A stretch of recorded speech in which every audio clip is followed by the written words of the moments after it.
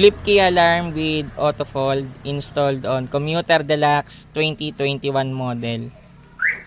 And lock.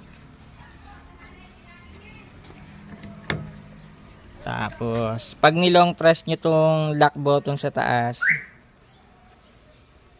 yan, car finder. Tapos, yung ilaw ng alarm, ayan, sa signal light natin nilagay. Kaya pati side mirror, yan, kasama siya sa nailaw.